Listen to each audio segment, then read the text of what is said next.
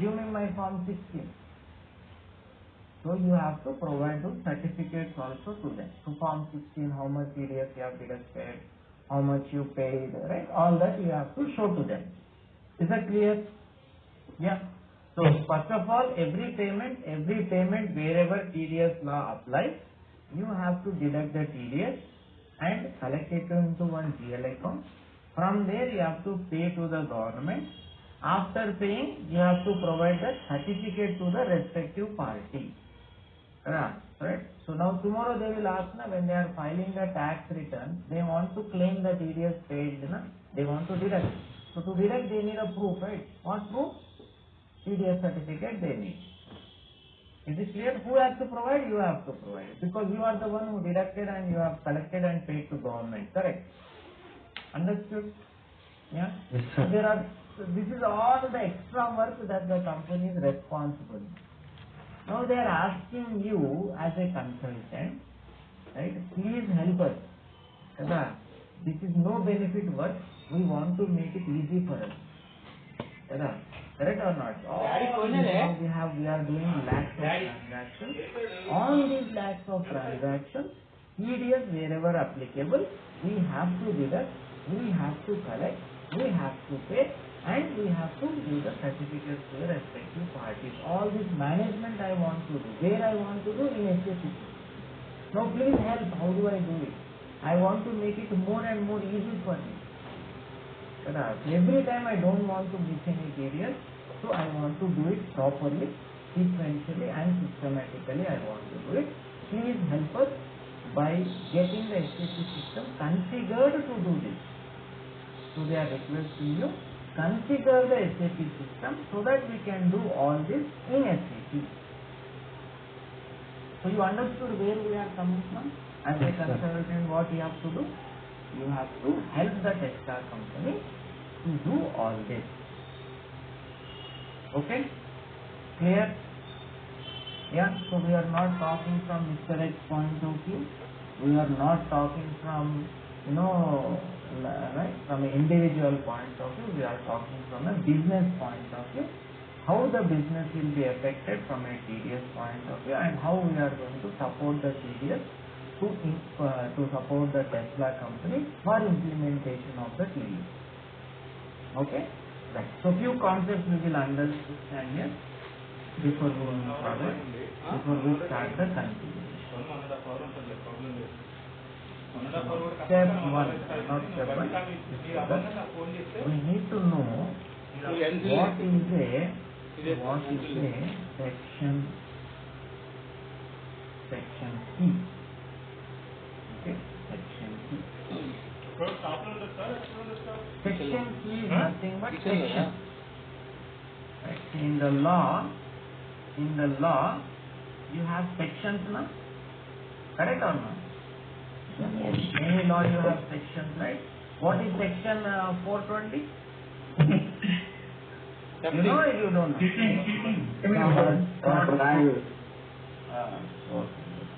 What is section 498? Dowry. You read lot of newspapers, right? Okay. So you understood? Section. Correct. Yeah. So same way, so whenever you talk about law, there are sections. Correct. Yeah. Yeah. Lawyers will argue section 302 whatever. Yeah. They will say like. So in the TDS is also law, right? So in the law also you will have, in the TDS also you will have the sections. Now what sections we have? You have like this. Now TDS on salaries. Now help me, right? Somebody tell me. TDS on salaries. What is it? What is the section? Section 192. Correct. Then TDS on what? Contractor. Contract. So, yeah, TDS on contract.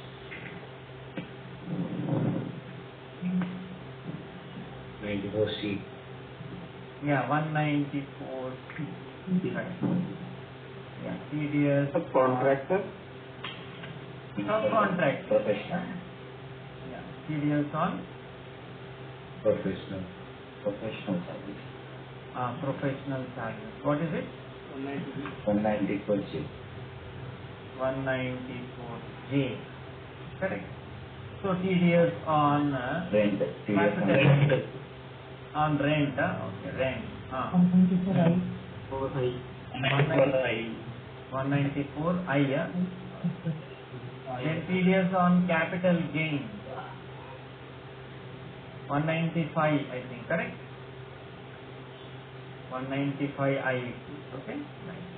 So there are many sections like this. Where I can find these sections? You don't have to know all this, right? Here you are not a tax consultant, you are a FI consultant, right? IT consultant, correct? Now to know all this, they have to take the support of the chartered accountant, not you, no?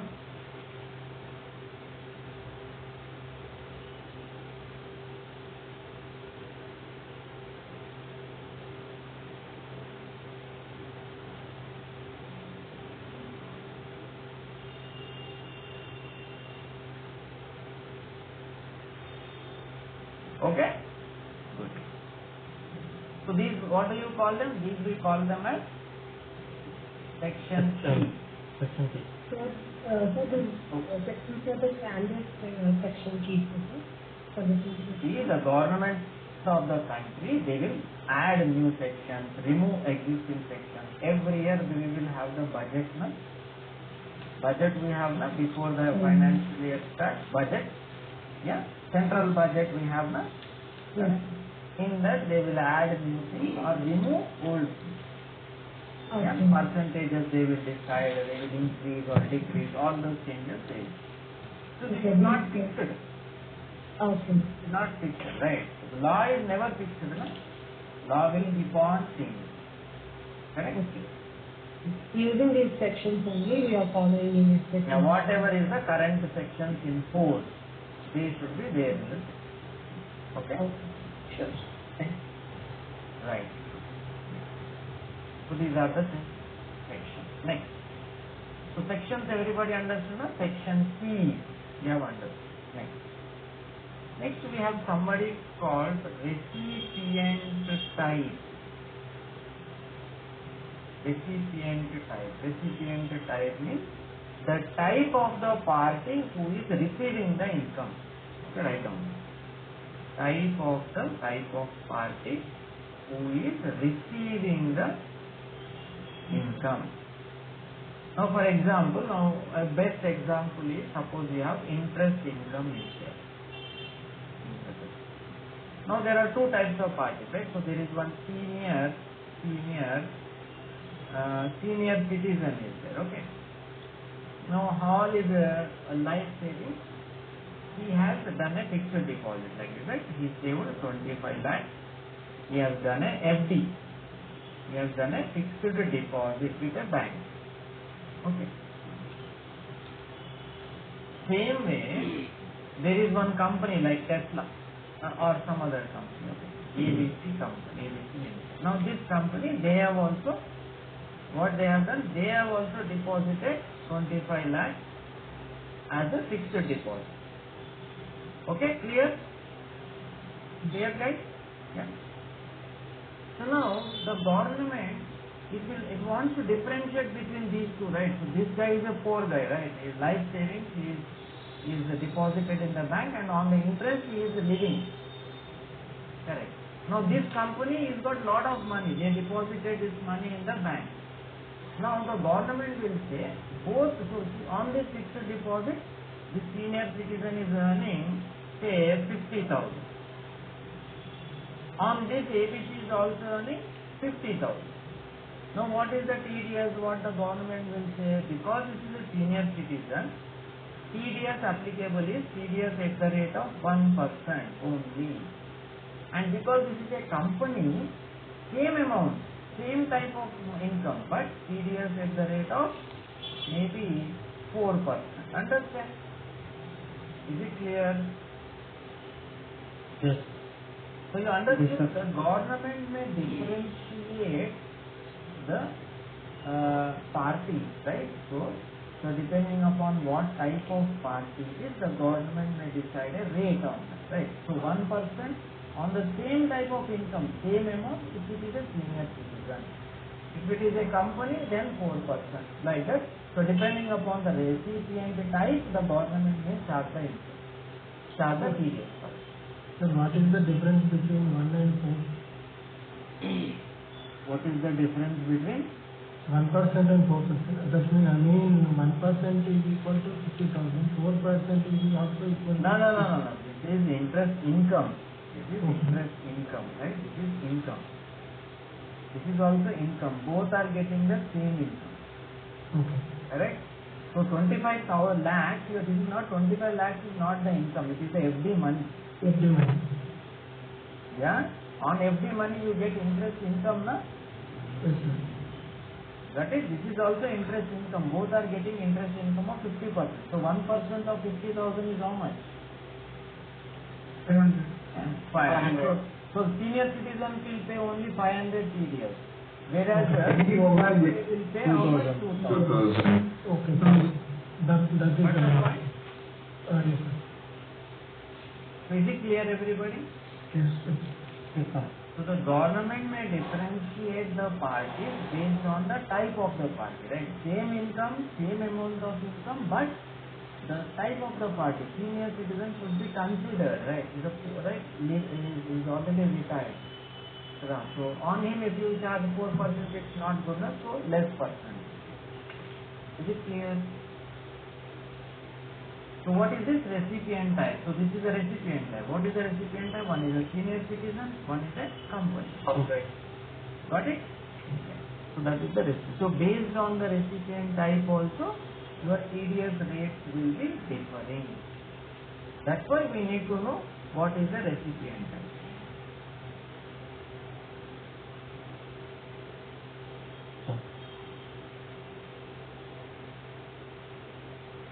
Okay, next.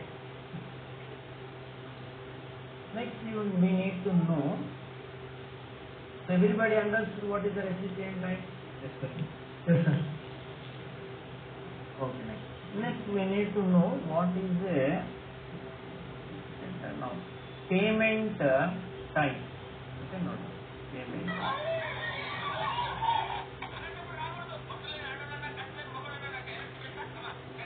Not payment type, tax type.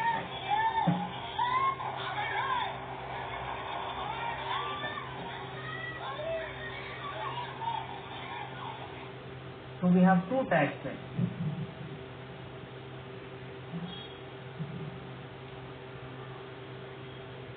The time of invoice posting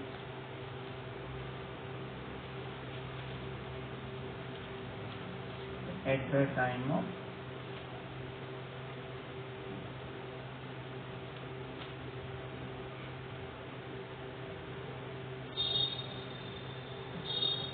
so we have two tax types. Tax type at the time of invoice posting, tax type at the time of payment.